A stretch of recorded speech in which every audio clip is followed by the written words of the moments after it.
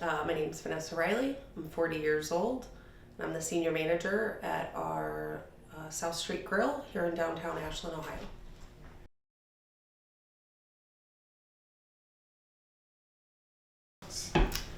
I first drove into the restaurant industry because of the people. There's a lot of reasons why people go into that fast-paced environment, but for me, I have found over the years that it's really just about the people, motivating the people, encouraging the people, creating successful teams.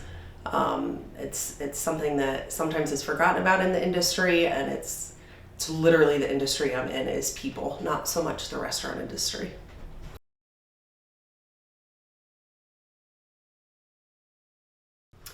What I enjoy most about my job is the energy inside the restaurant walls. There's a certain type of energy that comes. It's high impact and sometimes a little bit of chaos, and it's full of life, and it's bright, and it's bold, and it's creative, and it really is all about the energy on a busy Friday night, or when you know you're about to start getting busy. You can go from 0 to 100 within minutes. So that life that lives inside the restaurant walls is really I love about it the most, I would say.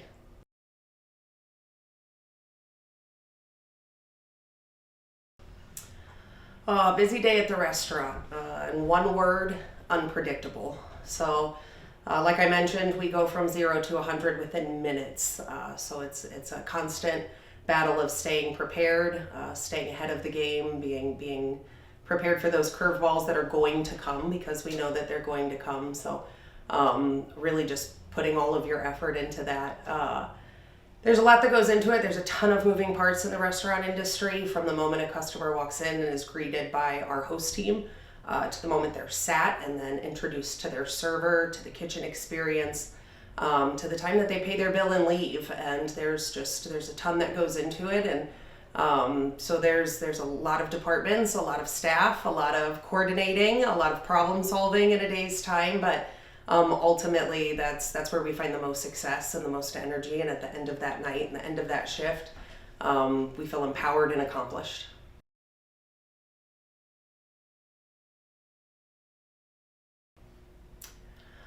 I see motivation in two different levels. So motivating my team comes on both an individual standpoint and to motivate the team as a whole. So when I break down the individual, in any position that I'm working in, I spend months learning the individual. Who are they? What are their goals? What makes them mad? What makes them tick? When you start really diving into that with each individual, you can really start tailoring your motivation techniques to that individual. So, for example, if we have a college student that I know is just working their behind off to make college finances, then we can start setting some goals and looking at different adjustments within their own performance that then will create a 3% increase to their savings to their college. So if it's a single mother at home who's working to make ends meet, we can kind of tailor that motivation that really sparks the light in that individual, and we find success in doing that. The other side of that is the team as a whole. Obviously, it'd be almost impossible to tailor to individuals and the whole at the same time, but that's where some of those fun competitions come in. We reward in different ways, such as PTO, or surprisingly enough, food is a huge reward in the restaurant industry, so free lunches and things like that. So I personally, we definitely do a mix of both of those. At my personal restaurant, we do team focus and we do individual focus.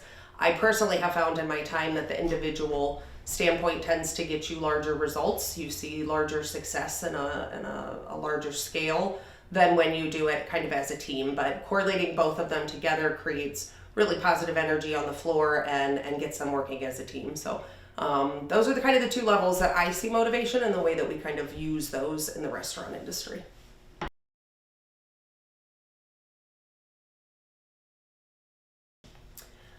Challenge I've faced as a manager, I could probably name a few, but I'll keep it to kind of more current. So In the world that we live in today, and it's just a super tech savvy situation, we find the challenge of staying current with the new trends, with the new food items. What are people into? And social media plays such a big part and such a big role in those things now that if you're not really engaged in both social media and other marketing strategies, you can fall behind very quickly on what those current stages are. So we spend a lot of time doing research. We spend a lot of time at food shows around the United States.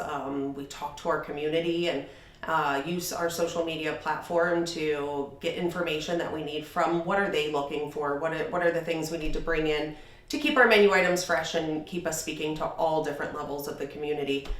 We've even explored as far as having a food critic from TikTok come in and kind of do a whole set with us, and we found really great success for that. So being kind of a older age restaurant manager coming into more of our now times, I do see the challenge related mostly to, just staying current with where we're at and what those trends are and how social media plays a role in that.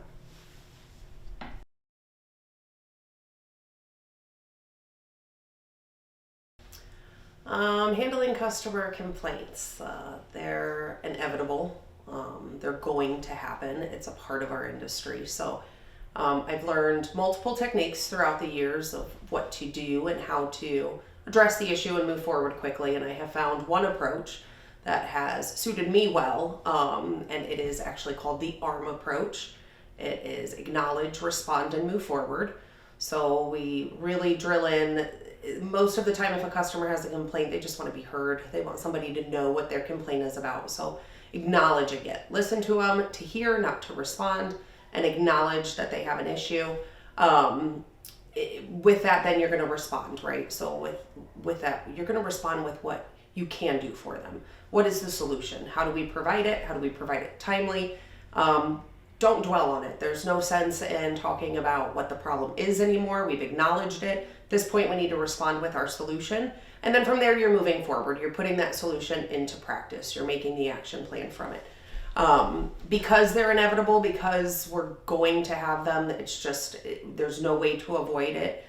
We use those as opportunities to get better. So at the end of our night, sometimes week, every manager meeting, we take kind of this collective knowledge that we've learned from our customers and we bring it back to the drawing board and say, how did we take this complaint? How did we handle it? Did that suffice? Did we think we could do it better? How do we improve for the next time? How are we prepared for this? How do we avoid the mistake from even happening next time? So outside of just addressing it with the customer and creating that satisfaction and that good rapport with them, we also then take it to the back end and say, how do we do better for the next scenario?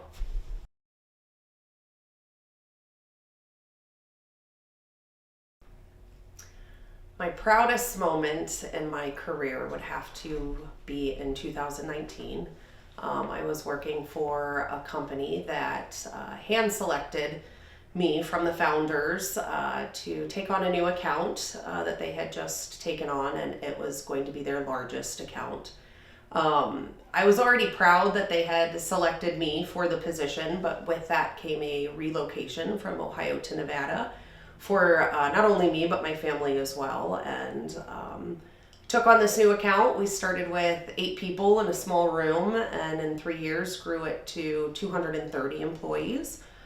We had 5 on-site departments that I led as the program manager, and we created a ton of success out of that campaign. So kind of even stemming off of that, another proud moment was the things that I learned in that position, specifically with coaching and developing and creating positive mind frames, could transition really well into the restaurant industry. In fact, it's a piece that's missing from that industry. So things don't stop after training, that development and that coaching and that growing of an individual is so needed in the industry. So I'm actually not only proud of that career move that I had made and the success that came from the account, but how we can take that learning opportunity and then reuse it into an industry that's actually lacking it. So a couple of proud moments there, but I'd have to say that was probably my proudest moment in my journey.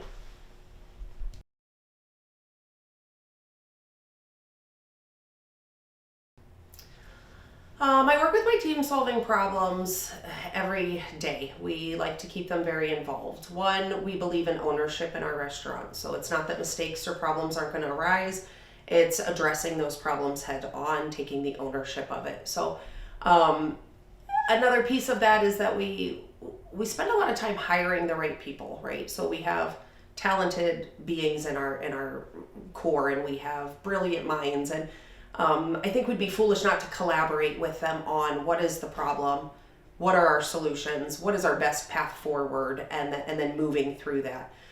So we talk with it. A lot of it's about conversation. Here's the problem. What do? We speak with multiple people on our staff to get their best ideas, their best solutions, and then a lot of times we obviously come to the common conclusion of which path is the right one to move.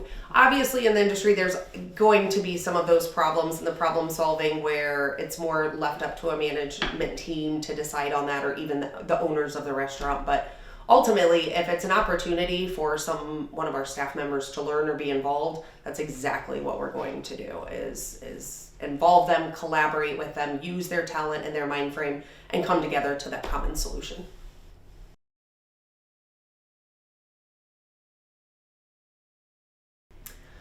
So working as a female leader in the restaurant industry, I was taught a couple of years ago from one of my mentors that no one's going to speak for you.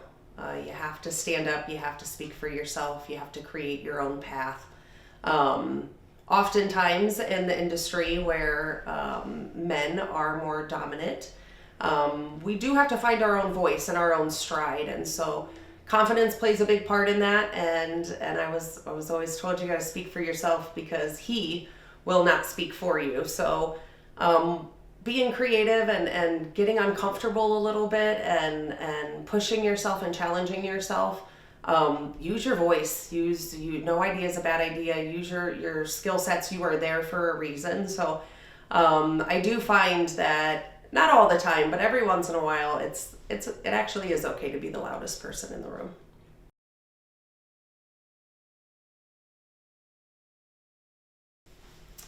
Balancing work and home life. There is a balance. Sometimes I would say it's more of a juggling act for some of us with families and outside things. But there is a way to do it. I've been incredibly fortunate to work for people and with people that not only value but prioritize the work-life balance. And so for me, it's been fairly easy, but my suggestions and what I do is I set boundaries. I leave work at work. Make the most of your time at home. Cherish your time that you have, and maybe leave the laundry and spend a little bit more time with the family, and that's okay too. But set your boundaries, utilize your PTO systems and the things that are put in place, and there absolutely is a balance. And research the people you're working for, because there's a lot out there that really value that balance. So.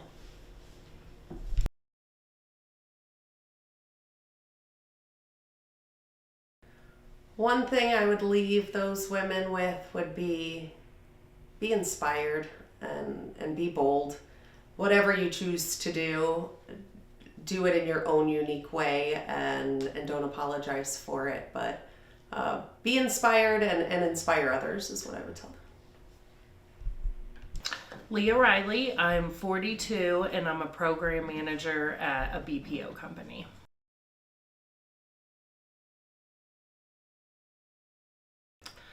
Actually, somebody inspired me to become a program manager. I started off at the entry-level position at a BPO call center, and I performed really well, and my direct supervisor, who was the site director of the entire site, really inspired me. The way she worked with people and the way she came in every day and did her best for the company, and I saw her be successful, and she mentored me and encouraged me, and that's how I got into it.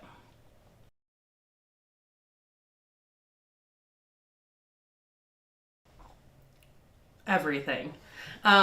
Working from home is convenient when you're a single mother like I am, so I can be there if my kids need me or if they're sick and they can't go home from school.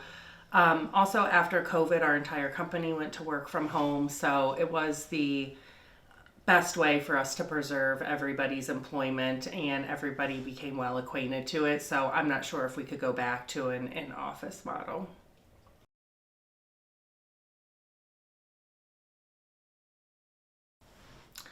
Yeah, a typical day for me would be getting up, getting dressed, getting my coffee before I even sit down at my computer so that I'm awake and ready to go, just like if I was going into an office. And at 9 o'clock, I sign in, and I usually have about an hour's worth of emails and just answering questions online from my employees. I have a daily meeting at 10 o'clock with our client every single morning. And then depending on the day, I usually have meetings throughout the day where I'm getting reports and analyzing them and presenting them to our client.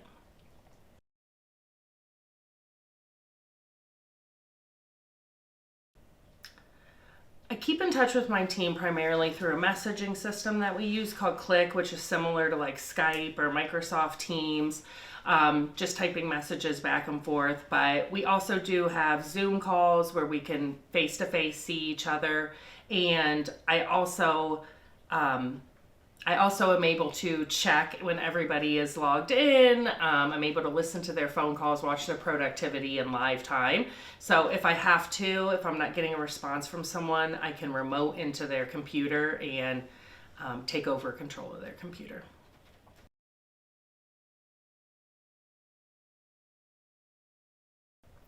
A challenge I face is keeping everybody productive. So all of my employees work from home, and if the landlord comes to the door or their neighbor comes over or they get a phone call from their mother, it's very easy for them to stop working and be distracted. So it's a challenge for me to make sure that everybody's staying productive and motivated while they are at home also.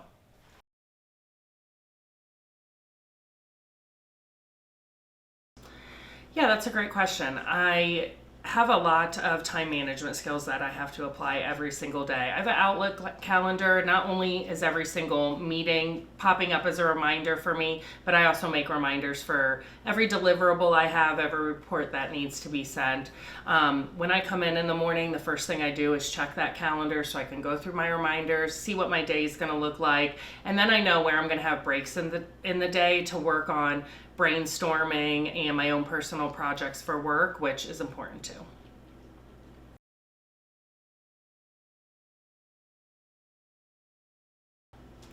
I actually recently just had a proud moment. Every single quarter, we have to do a quarterly business review with my client.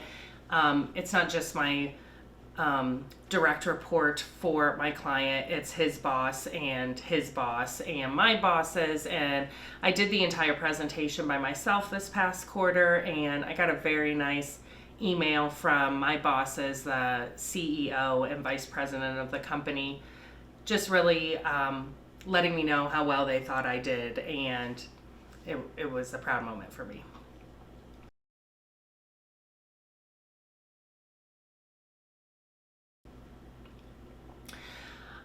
We set out very clear guidelines when they are new hires and going through training about the importance of communication, because it is a work from home environment. So we have to set very clear guidelines and we have to hold them accountable to that.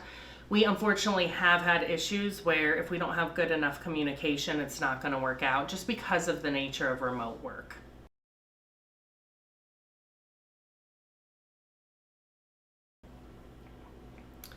One important lesson I've learned is that you still have to treat it as if you're in the office. Because I work from home, I may have, like I said earlier, phone calls or people showing up at the door, or family members might have an emergency and feel I'm the person that they can call. But I have to set boundaries for myself, and I had to teach myself, and it was a learning process, but I did have to teach myself that from 9 to 5 while I am working, that has to be my top priority, even though I'm at home and there may be people around me.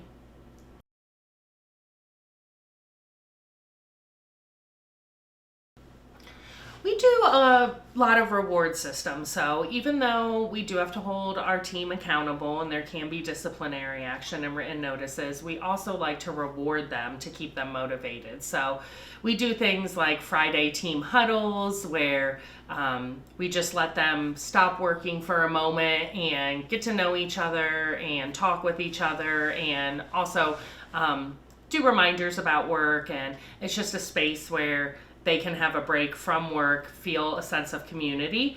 But we also do a lot of contests and a bonus structure so that people can make more money if they're performing well. So you have to have incentives.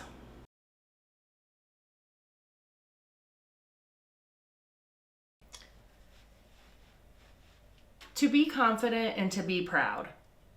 A woman in the workplace, you have to go into your meetings, even something as simple as sending an email. You have to be confident, you have to be proud, you have to be firm and have a loud voice. But I have found that I work with a lot of amazing women and we can lean on each other and help each other and lift each other up. So that's another thing. Find your team and lean on them.